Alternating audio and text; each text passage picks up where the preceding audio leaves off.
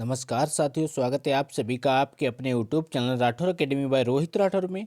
आज की इस वीडियो में लेकर आए हैं जनरल नॉलेज के टॉप 30 क्वेश्चन जो आपकी आगामी सभी परीक्षाओं के लिए हेल्पफुल होने वाले हैं। तो चलिए फ्रेंड्स, लेते हैं आज का पहला प्रश्न। पहला प्रश्न है, कावेरी नदी कहाँ गिरती है? बताइए दोस्तों राइट आंसर। कावेरी नदी कहाँ गिरती है? तो इस क्वेश्चन का राइट आंसर है बंगाल की खाड़ी, यानी कि बी ऑप्शन करेक्ट हो जाएगा। कावेरी नदी बंगाल की खाड़ी में गिरती है। अगला प्रश्न है, खैबर का दर्रा कहाँ है? बताइए दोस्तों राइट आंसर। खैबर का दर्रा कहाँ है? तो इस क्वेश्चन का सही जवाब है पाकिस्तान, यानी कि बी ऑप्शन करेक्ट हो जाएगा। पाकिस्तान में खैबर का दर्रा स्थित है। अगला प्रश्न है, निम्नलिखित में से कौन सा दर्रा हिमाचल प्रदेश में स्थित है? बताइए साथियों राइट आंसर।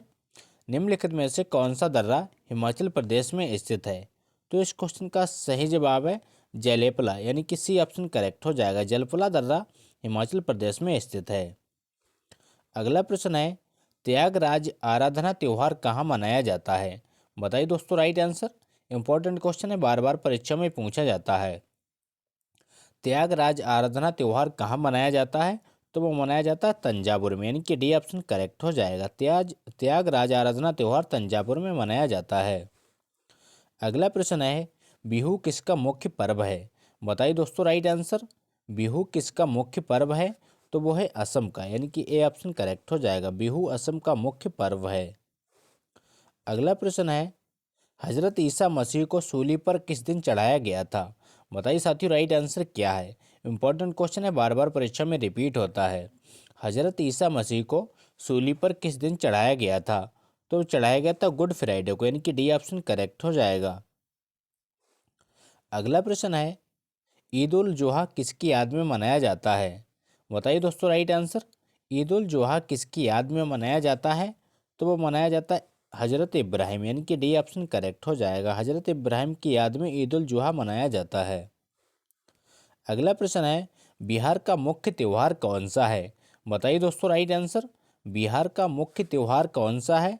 तो वह है छठ, यानी कि बी ऑप्शन करेक्ट हो जाएगा। ये किस मंथ में मनाया जाता है, इसका आंसर में कमेंट बॉक्स में दीजिए। अगला प्रश्न है, पारसी नववर्ष दिवस कब मनाया जाता है? बताइए साथियों राइट आंसर। पारसी नववर्ष दिवस कहलाता है, तो वो कहलाता है नवरोज, यानी कि ऑप्शन करेक्ट हो जाएगा। नवरोज को पारसी लोग नववर्ष के रूप में मनाते हैं। अगला प्रश्न है, छठ पर्व में किस देवता की पूजा की जाती है? बताइए फ्रेंड्स राइट आंसर।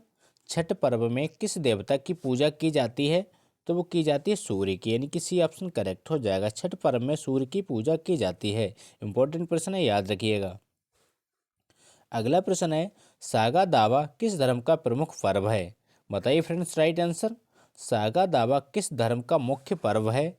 तो वो है बौद्ध धर्म का, यानी कि डी ऑप्शन करेक्ट हो जाएगा। सागा दावा बौद्ध धर्म का मुख्य पर्व है।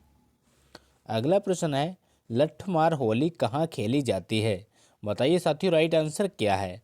लट्ठमार होली कहाँ खेली जाती है? तो वो खेली जाती है मथुरा में, यानी कि ऑप्शन करेक्ट हो जाएगा। लट्ठमार होली मथुरा में खेली जाती है। अगला प्रश्न है, रथ यात्रा उत्सव कहाँ मनाया जाता है? बताइए फ्रेंड्स राइट आंसर। रथ यात्रा उत्सव कहाँ मनाया जाता है? तो वो मनाया जाता है पुरी में, यानी कि डी ऑप्शन करेक्ट हो जाएगा। रथ यात्रा उत्सव पुरी में मनाया जाता है। पुरी में कौन सा मंदिर है, इसका आंसर में कमेंट बॉक्स में दीजिए। अगला प्रश्न है, नवरोज त्यौहार किससे संबंधित है? बताइए फ्रेंड्स राइट आंसर। नवरोज त्यौहार किससे संबंधित है? तो वो है पारसी से, यानी कि सी ऑप्शन करेक्ट हो जाएगा। पारसी से संबंधित है नवरोज त्यौहार। अगला प्रश्न है, दुर्गा पूजा त्यौहार कहाँ मनाया जाता है? बताइए friends right answer. Durga Puja त्यौहार मनाया जाता है, तो वो मनाया जाता है अश्विन मास में, यानी कि बी ऑप्शन करेक्ट हो जाएगा। अश्विन मास में दुर्गा पूजा का त्यौहार मनाया जाता है। अगला प्रश्न है, किस वर्ष विवेकानंद ने विश्व धर्म संसद में भाग लिया था? बताइए दोस्तों राइट आंसर।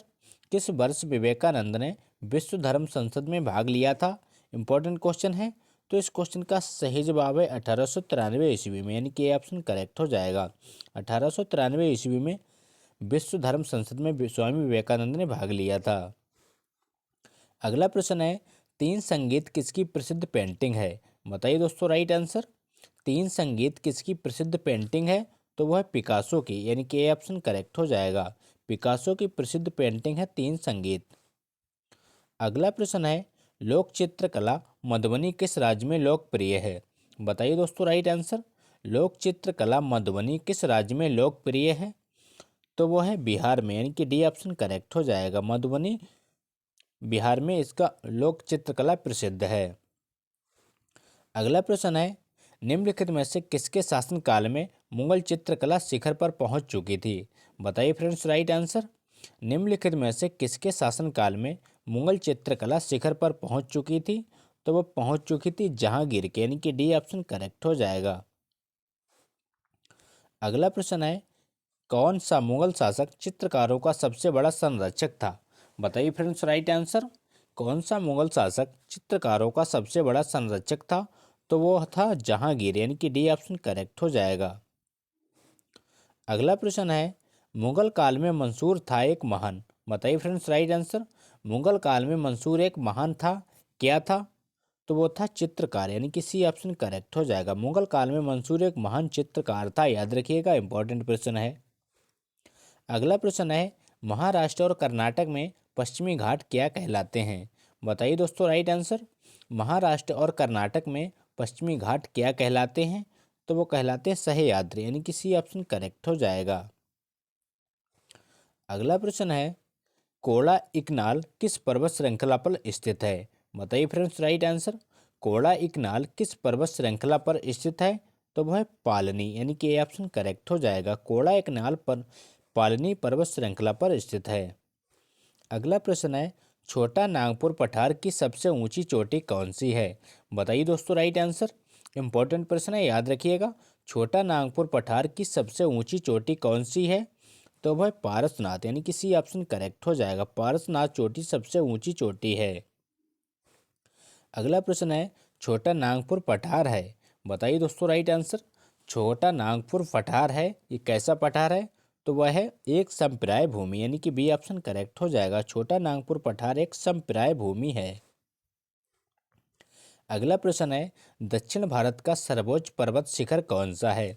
बताइए दोस्तों राइट आंसर। इंपॉर्टेंट प्रश्न है, बार बार परीक्षा में पूछा जाता है। दक्षिण भारत का सर्वोच्च पर्वत शिखर कौन सा है? तो वो है अनामोड़ी, यानी कि ए ऑप्शन करेक्ट हो जाएगा। अनामोड़ी दक्षिण भारत का सर्वोच्च पर्वत शिखर है।